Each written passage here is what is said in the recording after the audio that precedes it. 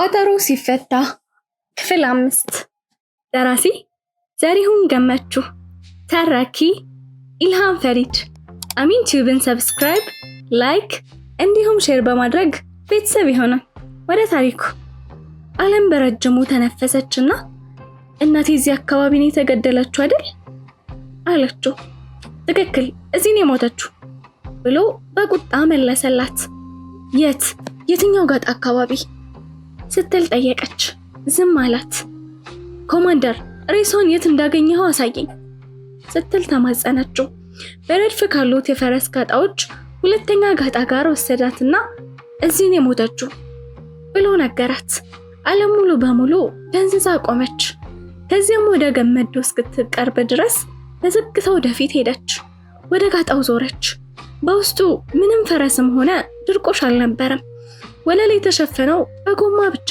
ነው በሩ ተወግዷል ክፍት ነው ያ አደጋ ከተፈጠረ ጀምሮ በዚህ ጋጣ ውስጥ ፈረስ ገብቶ አያውቅም ስትል ጠየቀች በንቀት ጋሽ ፍሳ ስሜታዊ ስለሆነ ይሄን ውሳኔ ወስኗል አላት ዓለም በደም የተጨማለቀ አስክሬን በጋጣ ውስጥ እንደተጋደመ በምናቧ አሰበችና ተንቀጠቀጠች ጠያቂ አይኖቿን ወደ ገመዷ አነሳች ቆዳውን በጉንጩ አጥንቶቹ ላይ በደንብ የተለጠጠ ይመስላል ወንጀሉን የተፈጸመበትን ቦታ መጎብኘት ያሰበችውን ያክል ቀላል አልነበረም ስለ ጉዳዩ በዝርዝር ንገረኝ እባክህን አለችው እያመነታ በጎኗ ተኝታ ነበረ ጭንቅላቷ በዚህ ጥግ ላይ ነበረ እግሮቿ ደግሞ እዚህ ጋር ነበሩ እያለ በዝርዝር አስረዳት ባደረገው ቦቲ ጫፍ አንድ ቦታ እየነካ በደም ተሸፍና ነበረ ጸጉሯ በደም ተነክሮ ነበረ በሁሉም ቦታ ላይ ደም ነበር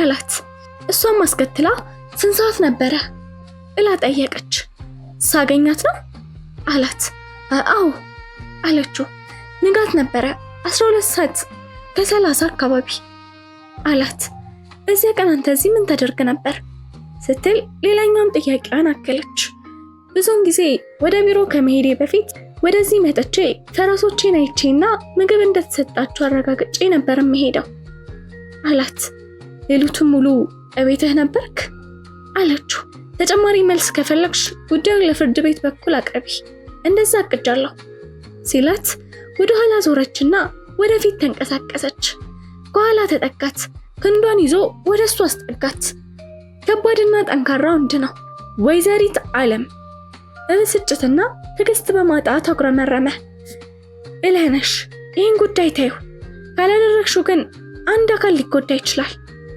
ሲላት ማለት አለችው ሰውነቱን ወደሷ ይበልጥ አቀረበ ሴትን የመግደል አቅም ነበረው ስትል ራሷን ጠየቀች በአጠቃላይ ለሴቶች ዝቅተኛ አመለካከት ያለው ይመስላል ነገር ግን እንደ ጁኒየር ሁሉ እሱም ሶሎሜን ይወዳት ነበረ እሷም በአንድ ወቅት እሱም ማግባት ትፈልግ ነበረ ምናልባት ገመዱን ጨምሮ ሁሉም ሰው ሰሎሜ ጎበና የተባለን ሌላ ሰው አግብታ እሷን እስክትጸንስ ድረስ እንደሚጋቡ ያስብ ይሆናል ዓለም ገመዶ በማንኛውም ሁኔታ ሰሎሜን ሊገላት እንደማይችል ማመን አልፈለገችም ነገር ግን እሱ ጨካኝና ትዕቢተኛ እንደሆነም መካድ አልቻለችም ገዳይ ግን አይመስልም ወይም እሷ ሁሉ ጊዜ ለፈርጣማ ሰውነት ጥቋቁር ሰርሳራ አይኖች ላላቸው ደካማ ወንዶች ስሜት ስላላት ይሆናል እናቴ ማን እንደገደላትና ለምን እንደገደላት እስካውቅ ድረስ ይህንን ምርመራ የማቋረጥ ሐሳብ የለኝም የእናቴን ገዳይ ለማወቅ ህይወቴን በሙሉ ጠብቄያለሁ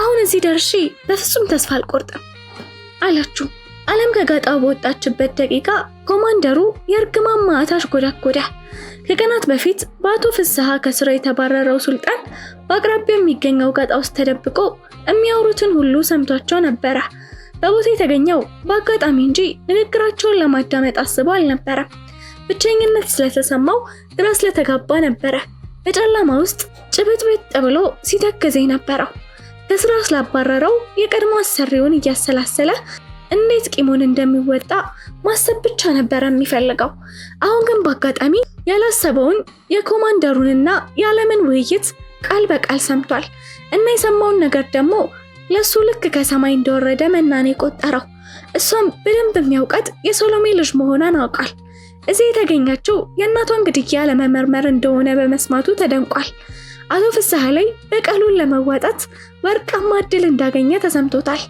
እና ያ የማይረባ ልጁን ደህና አድርጎ ያጠፋዋል። ወደ 30 ዓመታት ጉልበቱን አንጠፍጥፎ አገልግሎት ነበረ።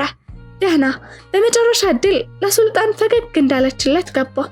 እሱ በትክክል ካርዶቹን መጫወት ከቻለ በመጨረሻ የተወሰነ ገንዘብ ሊያገኝ እንደሚችል አሰበ። የአሁኑ አዲሷ ሚስቱ ገንዘብ ስለሌለው እያመናጨቀችው ነው።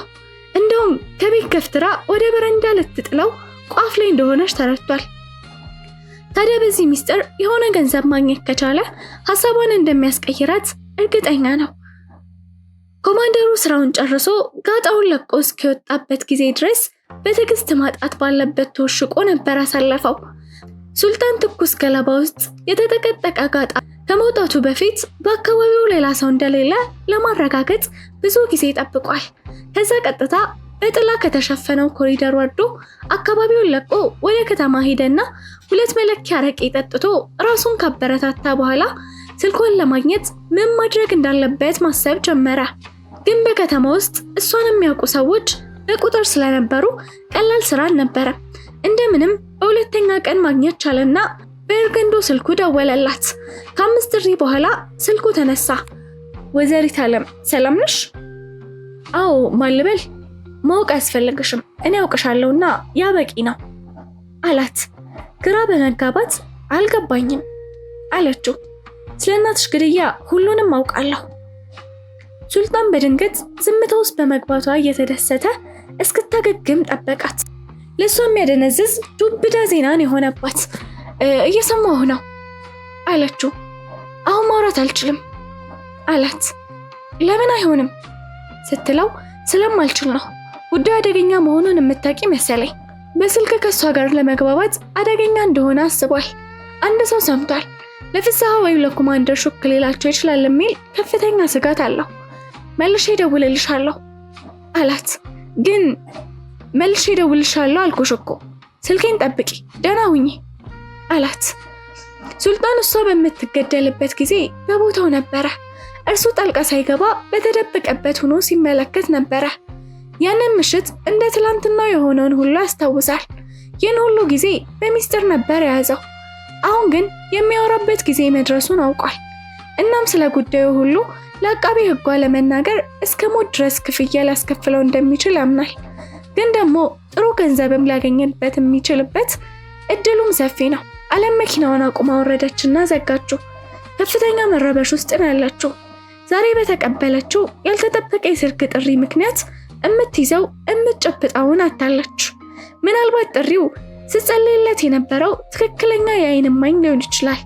ነገር ግን የአጭበርባሪ ሰውም ሊሆን ይችላል። እውነተኛ የዓይን እማኝ ሆኖ ኮማንደር ጎመዶ የእናትሽ ገዳይ ነው ብሎ ቢነግራት አሳዛኝ እንደሚሆንባት ታውቃለች። አዲሱ ቢሮዋ ቁጭ ብላ ፊቷ የተቆለሉትን የሥራ ፋይሎች አፍጥጣ እያየች በሐሳብ ሰምጣለች። እስካሁን ድረስ ያለው ጉዞ የግብር ከፋዮች ገንዘብ ማባከን ብቻ ነው የሆነባት። እስካሁን የተማረችው ነገር ቢኖር 3ቱ ሰዎች ሰሎሜን የአምልኮ ያክል ይወዳት እንደነበርና የእነሷን ለመግደል እንደ ጠንካራ መነሻ ሰበብ አድርጋ ልትወስደው እንደማትችል ነው። ይህንን የሚያረጋግጥ ግን ምንም አይነት መረጃ አልነበራት። ቢሆንም ግን ትክክለኛ ተጠርጣሪ ሆኖ የቀብረበው ገመዶ እናቷን እንዳልገደለ እርግጠኛ ነበረች። ነገር ግን ማን እንዳደረገው ለማወቅ ገና ምንም ፍንጭ የላትም። ዓለም ከፍስሐ ከጁኒየርና ከገመዶ ጋር ብቻዋን አሳልፋ ኑዛዜያቸውን ተራ በተራ ከተቀበለቻቸው በኋላ እንደ ታምር የሚታይ መረጃ እንደምታገኝ እርግጠኛ ነበረች። መጸጸትና ንስሐ ከስብዕና መገለጫዎች ጋር አይጣጣምም። አንዱ በሌላው ላይ አይመሰክርም። ታማኝነታቸው በጠንካራ መሰረት ላይ የታነጸ ነው። ምንም እንኳን ጓደኝነታቸው ከዚህ በፊት እንደነበረ ባይሆንም በራሱ ፍንጭ ነበረ። የሰሎሜ መሞት እርስ በርስ እንዲተሳሰሩ አድርጓቸዋል። በድንገት የደወለላት ሰው ትክክለኛ የዓይን እማኝ እንደሆነ አሁንም ተስፋ አድርጋለች። አሁን ይደውልልኛል ብላ ስትጠብቅ ነበረ።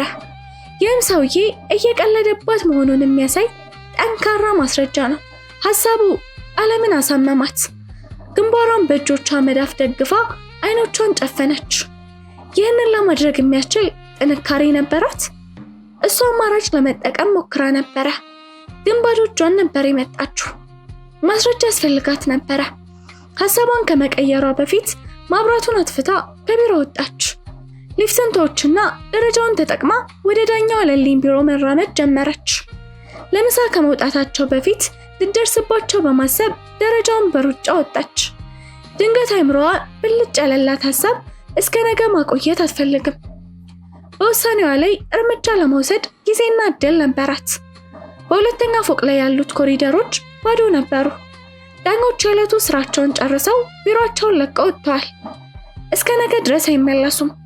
ወደምትፈልገው ዳኛ ቢሮ ስትሄድ እግሯ ጫማ ከወለሉ ጋር ሲላተም የሚያሰማው ቀጭቋ ድምፅ በአካባቢው በግልጽ ይሰማ ነበረ። ጸሐፊው ፊት ለፊት ቆመች። በዚህ ሰዓት ባለጉዳይ በማየቷ ጸሐፊዋ ደስተኛ እንዳልሆነች በፊቷ መጨማደድ በግልጽ ያስታውቅባታል። ዓለም ግን ግድ አልነበራትም። ደረጃዎቹን በፍጥነት በመውጣቷ የተነሳ በሚቆራረጥ ትንፋሿ በአፋጣኝ ከዳኛው ጋር መነጋገር አለብኝ አለቻት። ለዕለቱ ስራ አጠናቆ ሊወጣ ነው። ጉዳዩ በጣም አስፈላጊና አጣዳፊ ነው።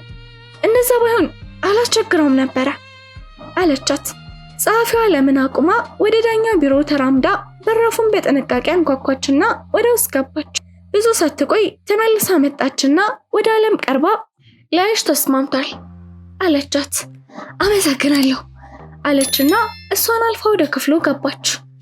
ወይዘሮ ዓለም በዚህ ጊዜ ስለምንድን ነው የምታናግሪኝ? ዳኛው አለልኝ ኮቱን ከመስቀያ ላይ እየጎተተ ነበር የሚያናግራት። ያለ ቀጠሮ ሰው ቢሮ የመግባት መጥፎ ልማድ ያለሽ ይመስላል። እንደምታዩ እኔ ልወጣ ነው። ልጄ ስርጉት ያለኔ ራት መብላት አትወድምና እሷን ማስጠበቅ ለኔ አሳፋሪ ነው አላት። ሁለታችሁንም ይቅርታ ጠይቃለሁ ክቡር ዳኛ።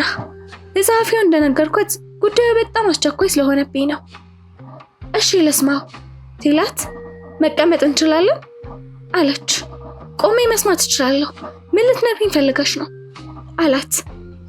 የእናቴ ስክሪን ተቆፍሮ እንዲወጣና ዳግም የፎረንሲክ ምርመራ እንዲደረግበት የፍርድ ቤት ትዕዛዝ እንዲሰጡልኝ እፈልጋለሁ አለችው። ዳኛው ቀስ ብሎ ወንበሩ ላይ ተቀመጠ። ዓለም ግልጽ የሆነ ጭንቀት ተመለከተችበት። ይቅርታ ምን አልሽ አላት።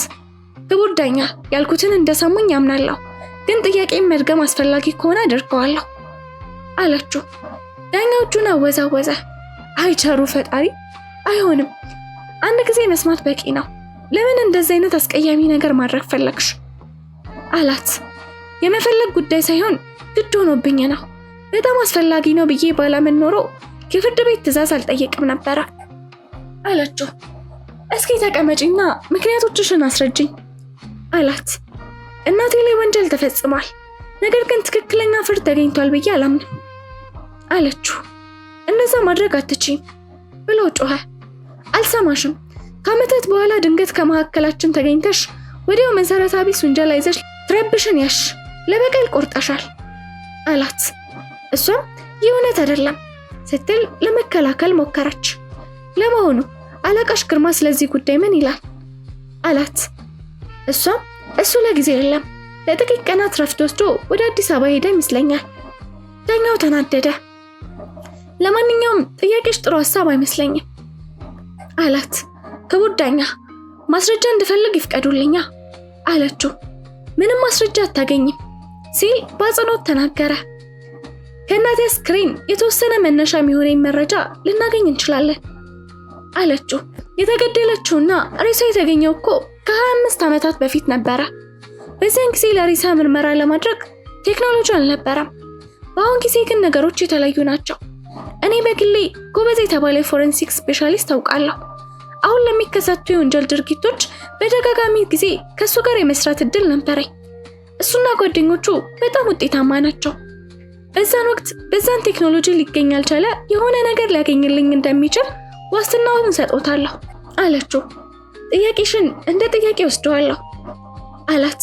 መልሱ ለዛሬ ማታ ቢደርስልኝ ምስጋናዬ ከፍ ያለ ነው አለችው። ይቅርታ ወይዘሪት ዓለም፣ ማድረግ የምችለው በአንድ ጀንበር አስብበትና በጠዋት መልሱን ሰጥሻለሁ። እስከዛው ሐሳብሽን ለውጠሽ ጥያቄውን እንደምትሰርጂ ተስፋ አደርጋለሁ ሲላት፣ አላደርገውም። ዳኛው ከተቀመጠበት ተነሳ። ደክሞኛል፣ በዛ ላይ ርቦኛል። እናም በዚህ በማይመች ቦታ ላይ ስላስቀመጥሽኝ ተበሳጭቻለሁ። የክስ አመልካች ጣት አነጣጥሮባት እኔ እንደዚህ አይነት የተጨመላለቀ ነገር አልወድም አላት። ይህ በጣም አስፈላጊ ባይሆን እኔም አላደርገውም ነበር። አስፈላጊ አይደለም ሲላት እኔ ደግሞ እንደሆነ አምናለሁ ስትል በግትርነት መለሰች። አሁን በቂ ጊዜን ወስደሻል። ይሄኔ ልጄ ስርጉት ተጨንቃለች። ደህና ይሁኑ ብላ ከክፍሉ ወጣች። ዓለም ቀጥታ ወደ መኪናዋ መራችና ወደ ቤቷን ይነዳችው። መንገድ በትራፊክ ስለተጨናነቀ ወደ ቤቷ ለመመለስ ረጅም ጊዜ ነበር የወሰደባት። ክፍሏ ገብታ አልጋዋ ላይ ተዘረራ ትንሽ ረፍት ለመውሰድ ሞከረች። ከዛ ተነሳች። ማስታወሻዎቿን እንደገና ለመገምገም ሞከረች። ወዲያው ሰለቻት። ቴሌቪዥኑን ለመክፈት ወሰነች። ሪሞቱን አነሳችና ከፈተች። ፊልም ላይ ያደረገችውና ሰውነቷን ለመለቃለቅ ልብሷን አውላልቃ ወደ ሻወር ቤት ሄደችና መታጠብ ጀመረች። ታጥባ ከመጨረሷ በፊት አንድ ሰው በሯን ሲያንኳኳ ሰማች። እርጥብ ፀጉሯን በፎጣ ጠቅልላ ረጅምና ነጭ ካባዋን አደረገችና ወገቧ ላይ ያለውን መቀነት በማሰር እያስተካከለች ወደ ሳሎን ሄደችና በበራፉ ቀዳዳ በማጮለቅ ማንነቱን ለማረጋገጥ ሞከረች። የሰንሰለት መቆለፊያው እስከሚፈቅደው ድረስ በሩን ከፈተችው። እንኳን ደህና መጣህ ኮማንደር፣ ምን ነው በሰላም አለች።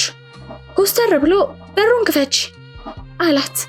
ለምን አለችው። ካንቺ ጋር መነጋገር አለብኝ አላት። ስለምን?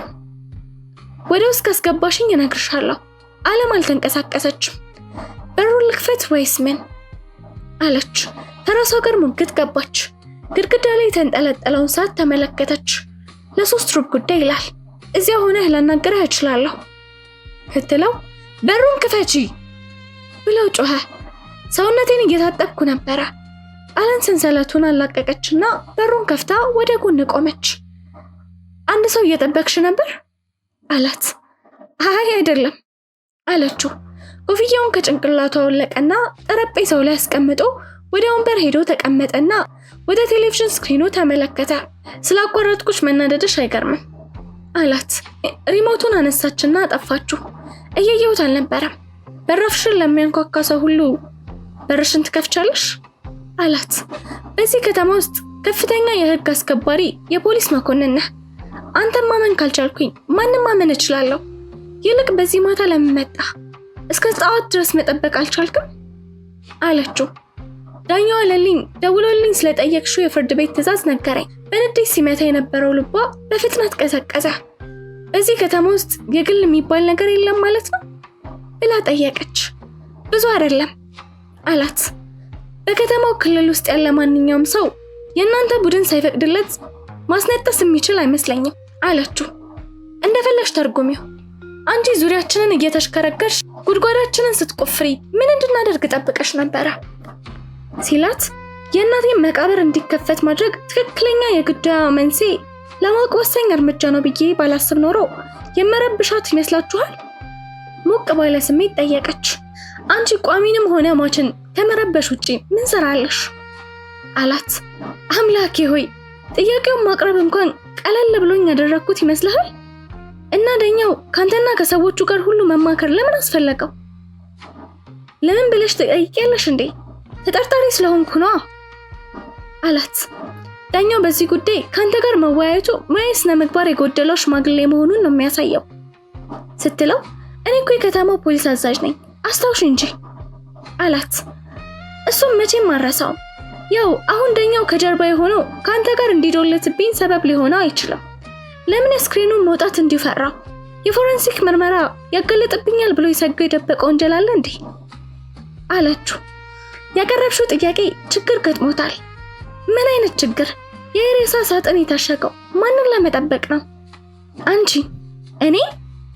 አዎ፣ የሰሎሜ ስክሪን ከመቃብር ሊወጣ አይችልም፣ ተቃጥሏል ሲላት ምን? የሰማችውን ነገር ማመን አልቻለችም። አፏን መረራት።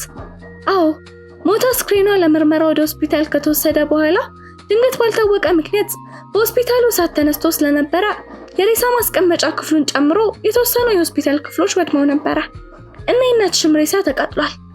ለመታሰቢያ እንዲሆን እንዲሁ ከቃጠሎ አመድ ወስደን ነው በሳጥን አድርገን የቀበርነው። ቢያንስ አጥንቱ አልተገኘም ነበር አለች። የተወሰኑ አጥንቶች ተገኝተው ነበረ፣ ግን በወቅቱ ከ8 በላይ ሬሳ ነበረ። የትኛው አጥንት የማንኛው እንደሆነ በዛን ዘመን ለመለየት በጣም አስቸጋሪ ስለነበረ እንደዛ ማድረግ አልቻለም። ለተወሰኑ ደቂቃዎች ደንዝዛ ዝም አለች። ከዛ ድንገት እንደመባነን አለችና አሁን ይበልጥ እያመንኩ መጣሁ ስትል ተናገረች። ማለት ምኑን ያመንሽው ሲላት የእናቴ ገዳይ አሁንም ተገቢውን ቅጣት እንዳላገኘና እሱን ከቅጣት ለማዳን ሆስፒታል እስከ ማቃጠል ድረስ የሚያደርስ ጭካኔ ያለው ደጋፊ ቡድን መኖሩን። አይምሮሽ ግን እንዴት ነው የሚሰራው ሲላት በትክክል ነዋ። እናቴ ሬሳ ሆስፒታል በገባበት ቅጽበት እሳት መነሳቱ በአጋጣሚ ነው ብለህ እንድታስቀኝ ደግሞስ ይህንን ጉዳይ አያቴ እንዴት ሳትነግረኝ? እኔ እንጃ ለምን እንዳልነገረችሽ እሷኑ መጠየቅ ነው። ምናልባት ገመት ካልሽኝ ግን ይህን ነገሮች ላልተገባ መንገድ የመፈትፈት ጸባይሽን ስለምታውቀው ይመስለኛል። ክፍል 6 ይቀጥላል።